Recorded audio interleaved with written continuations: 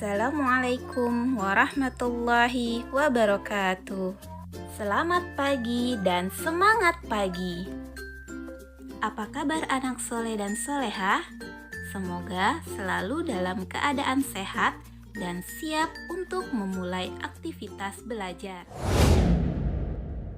Anak soleh dan solehah, mari kita lanjutkan kembali pembahasan kita pada tema 6A, selamatkan makhluk hidup. Pokok bahasan IPA kali ini tentang perkembangbiakan vegetatif hewan dan pelestarian hewan dan tumbuhan. Perkembangbiakan vegetatif pada hewan merupakan perkembangbiakan untuk menghasilkan individu baru yang tidak disertai dengan proses pembuahan atau peleburan sel kelamin jantan, yaitu sperma, dan sel kelamin betina, yaitu ovum. Perkembangbiakan vegetatif banyak dilakukan oleh hewan tingkat rendah. Perkembangbiakan vegetatif hewan dibedakan menjadi 3, yaitu tunas, membelah diri, dan fragmentasi. Mari kita bahas satu persatu. Yang pertama adalah tunas. Tunas terbentuk dari dinding tubuh induknya yang menonjol. Tunas ini dapat tumbuh membesar. Setelah besar, tunas akan memisahkan diri dari induknya. Selanjutnya, tunas tumbuh menjadi individu baru. Contoh hewan yang berkembang biak dengan bertunas yaitu hidra dan anemon laut.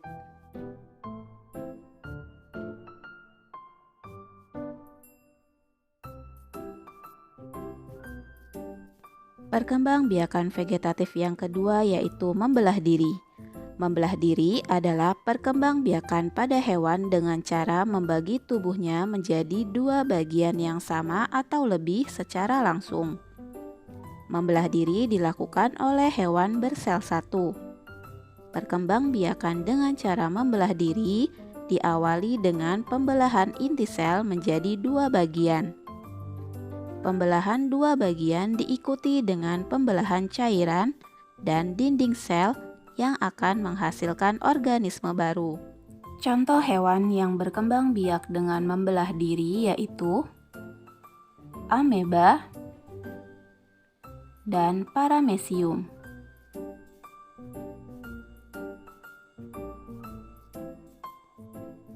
Perkembangbiakan vegetatif yang ketiga yaitu fragmentasi. Fragmentasi adalah perkembangbiakan dengan cara memutuskan atau pemisahan tubuhnya. Setiap bagian tubuh yang terputus tumbuh menjadi individu baru. Cara perkembangbiakan vegetatif fragmentasi ini mirip dengan membelah diri. Bedanya, tubuh induk yang melakukan fragmentasi terbelah menjadi beberapa bagian yang berbeda. Nantinya, setelah tubuhnya terbelah jadi beberapa bagian, individu baru akan menumbuhkan bagian tubuh yang tidak lengkap. Misalnya, tubuh induk bagian ekor akan menumbuhkan kepala dan badan. Kemudian, tubuh induk bagian badan akan menumbuhkan ekor dan kepala. Begitu juga bagian kepala akan menumbuhkan badan dan ekor. Contoh hewan yang berkembang biak dengan cara fragmentasi adalah cacing planaria dan bintang laut.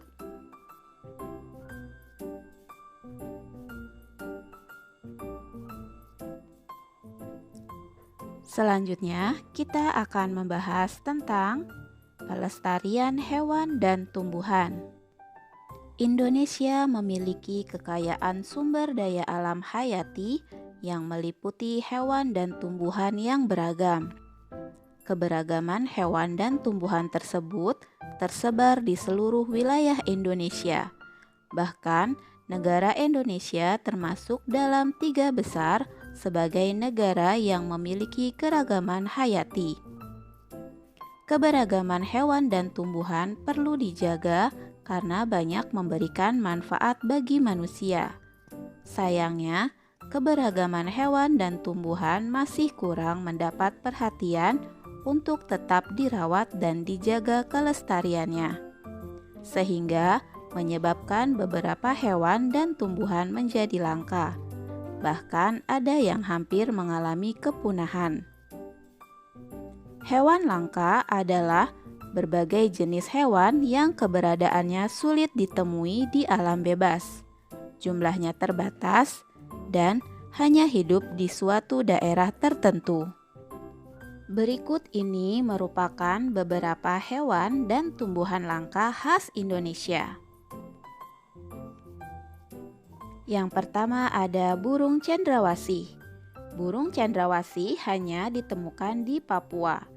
Burung cendrawasih sangat indah sehingga dijuluki burung surga.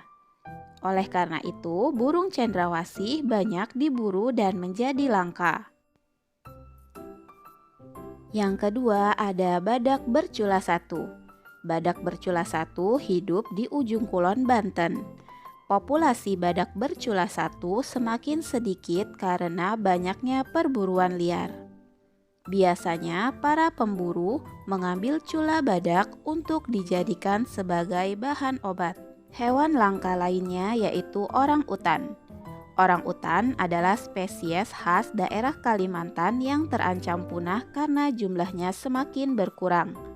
Berkurangnya jumlah orang-utan disebabkan karena perburuan liar dan kerusakan habitat akibat pembukaan lahan untuk permukiman dan perkebunan. Selanjutnya, komodo.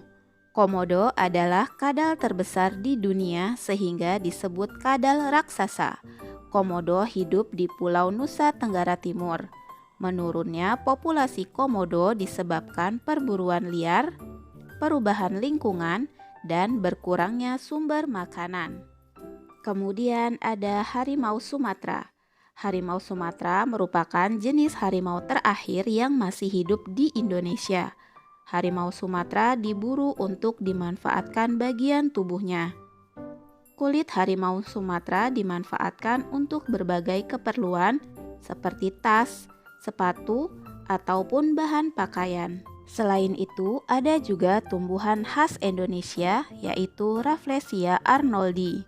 Rafflesia arnoldi terdapat di hutan-hutan Sumatera dan sebagian Kalimantan. Bunga ini hidup parasit pada tumbuhan lain. Kuncup bunga ini dapat dijadikan sebagai bahan obat sehingga sering diburu. Tumbuhan langka lainnya yaitu Amorphophallus titanium. Merupakan tumbuhan dengan bunga yang besar. Bunga ini dinamakan bunga bangkai. Tempat hidup alami tumbuhan ini adalah wilayah Sumatera. Bunga ini termasuk tumbuhan langka dan dilindungi oleh pemerintah. Kemudian ada kantong semar. Kantong semar tumbuh di daerah yang kurang nitrogen. Hutan Tangkuban Perahu merupakan satu habitat hidup kantung semar. Kantung semar banyak diburu oleh manusia. Tanaman khas Indonesia lainnya yaitu cendana. Tumbuhan cendana banyak ditemukan di wilayah Nusa Tenggara Timur.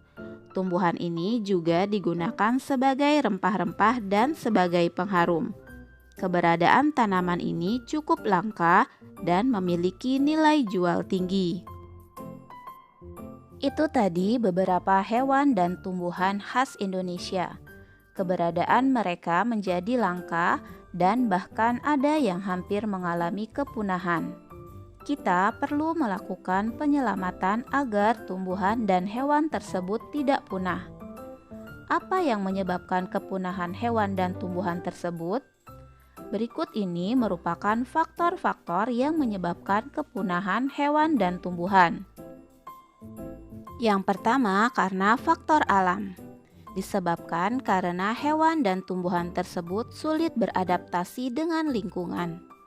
Yang kedua, karena hewan dan tumbuhan tersebut memiliki tingkat perkembangbiakan yang sangat lambat, sehingga jumlahnya sedikit.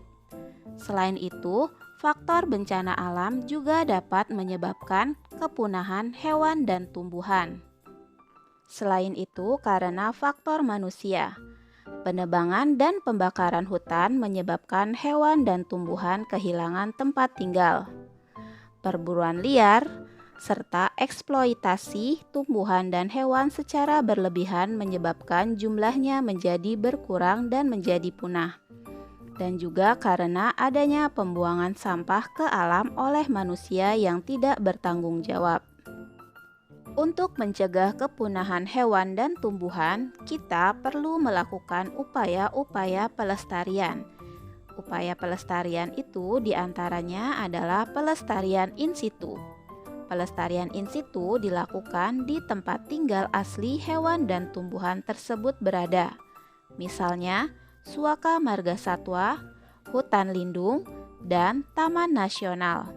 Selain itu, ada juga pelestarian ex situ. Pelestarian ex situ dilakukan di luar habitat asli hewan dan tumbuhan tersebut. Misalnya, kebun botani, taman safari, kebun binatang, dan tempat penangkaran. Menjaga kelestarian hewan dan tumbuhan adalah untuk kepentingan manusia itu sendiri. Upaya untuk menjaga kelestarian hewan dan tumbuhan harus dilakukan untuk menjaga keseimbangan ekosistem secara keseluruhan. Kita semua harus berperan aktif untuk menjaga kelestarian lingkungan di sekitar kita. Anak soleh dan soleha, kalian telah mempelajari berbagai cara perkembangbiakan makhluk hidup, serta pelestarian hewan dan tumbuhan. Sekarang buka buku tema 6A halaman 147. Pada bagian ayo rumuskan, kalian diminta untuk menuliskan pengertian dari membelah diri, tunas, fragmentasi. Kemudian tuliskan contoh hewan beserta gambarnya, serta lengkapi pula info lain yang bisa kalian dapatkan dari sumber atau referensi lainnya. Kemudian buka juga halaman 171. Pada bagian ayo eksplorasi, kalian diminta untuk menjawab beberapa pertanyaan yang terlampir. Tuliskan jawaban kalian pada tabel ayo rumuskan. Selanjutnya, untuk halaman 172, kalian diminta untuk menuliskan 5 hewan langka dan 5 tumbuhan langka beserta asal daerahnya. Kerjakan dengan baik, rapi, dan teliti ya. Cukup sekian pembahasan hari ini. Semoga kalian dapat memahaminya dengan baik dan dapat bermanfaat. Sampai jumpa pada pembahasan berikutnya. Wassalamualaikum warahmatullahi wabarakatuh.